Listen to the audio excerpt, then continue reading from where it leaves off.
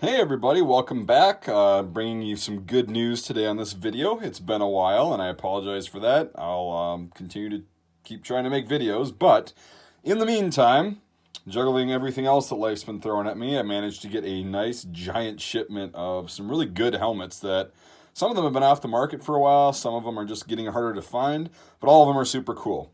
So I'm just going to kind of show you, I drew a few at random from the stock that we got in, and I'll just kind of show you the different kinds, and I'll put links up in the description to each one in my shop.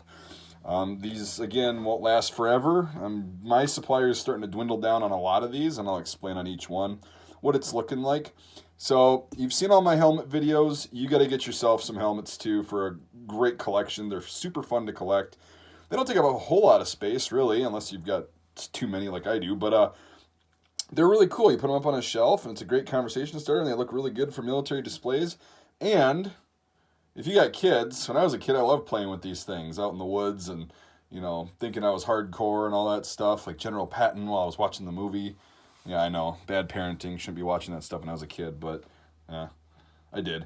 Anyway, I digress. So we'll get to the helmets right now. Sorry about that. First of all, I got some Bulgarian M1936 helmets in stock, right? This one's going to be going up for individual sale on the one-of-a-kind page because it is sweet. I love the hand-drawn decal. You can see the communist red star has been kind of buffed off of there. So it's a pretty neat piece, right? And this is in 3651 condition. Size 59, realistically probably like a 58, so that's what I'll market it as. But yeah, there's some that are looking like this. There's some that kind of are a little bit more rough. There's some that have the old weird 50s liners before they had these. They just kind of used whatever in the late 40s and early 50s, I should say. And so yeah, you've got Bulgarian M36 helmets. This is a Model C. If you've watched the video, you would know that because those two rivets. Yeah, so that's just an example of that. Now we'll move on. We'll kind of go in alphabetical order, I guess. So these I was really excited to get because these have all but dried up. This is an East German M5676. Oh, look at that, matches the blanket. A little bit lighter. This is one I just drew at random. There's some that are in this good a condition. Some of them are more used, but I separated all the really bad ones that really aren't that great. So you're going to get one that is totally functional and complete and in relatively good condition. This one's one of the better ones, but nevertheless, it was a random pick. And yeah, just look at this. This is great. This is size 2. I've got size 2 and size 3 shells available. So size 2 is going to be like basically fits most people, including myself. And size 3 is pretty big and they're rather hard to find. So most of them are size 2, but I do have some size 3s available. You can just go online and check those out, the East German helmets. Yeah, those are so cool. So glad we got some of those. Next up, what I thought was going to be Polish M67 helmets ended up being M6775s, which is actually better for you because the liners are so much more comfortable on these. They're one of the most complicated liners I've ever seen on an infantry helmet, but they're really sweet. This is the one that I'm keeping for myself, but again, I drew it kind of at random. This is what most of the conditions look like, whether the leather's a little bit more used or a little bit newer. This one is just a kind of a mid-range. Most of these are, there's like a size small and medium and large. This is what I've been gathering. These are really not marked or anything. Let me know in the description, or sorry, not the description, the notes part when you order what size you wear, and I'll try to get you what you need. They go up to about size 60 centimeters. There's nothing really that big. And yeah, they're pretty much also one size fits most. They're in used condition. This one is just average. Like I said, it's got some scuffs on it. I kind of like that, which is why I'm keeping it.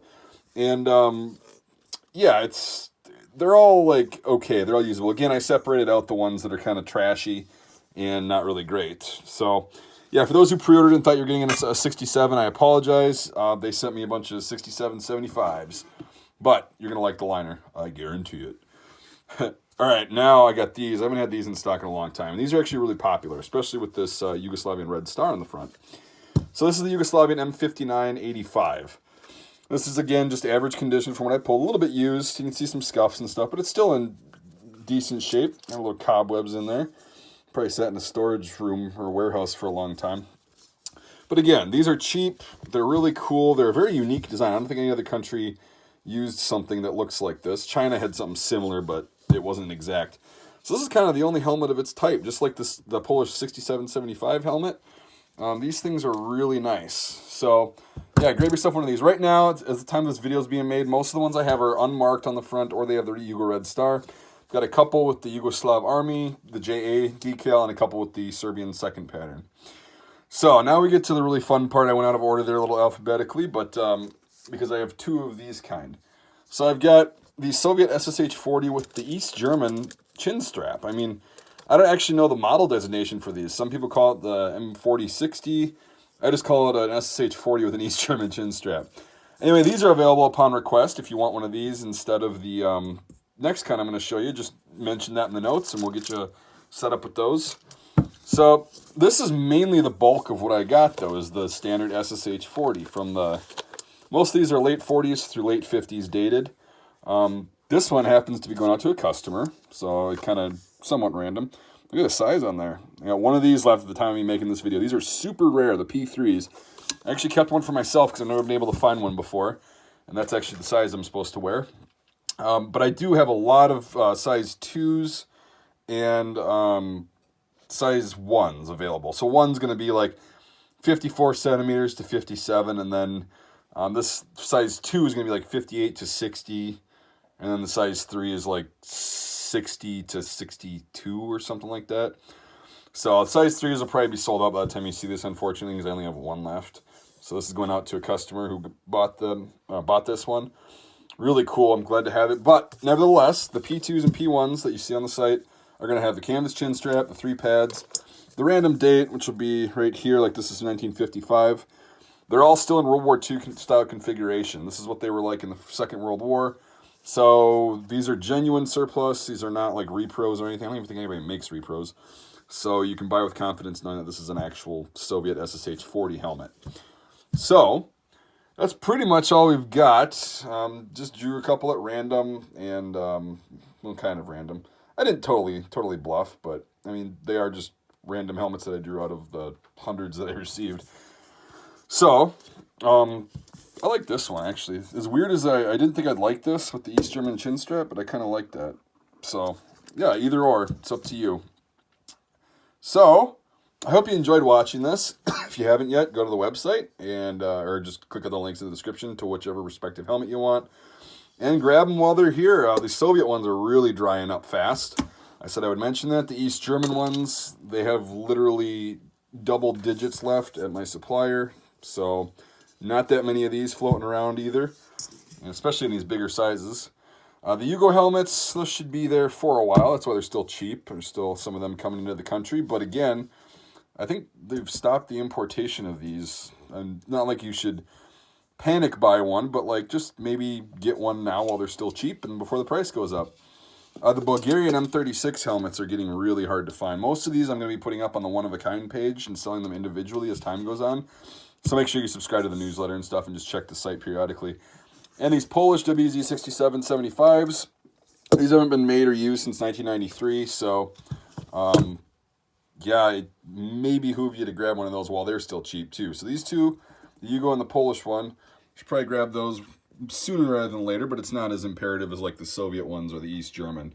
As far as getting your helmet collection going, and then of course the Bulgarian M36. This one will be available. And just keep watching the site. I'm not going to put a link to this in the description because it's not up yet.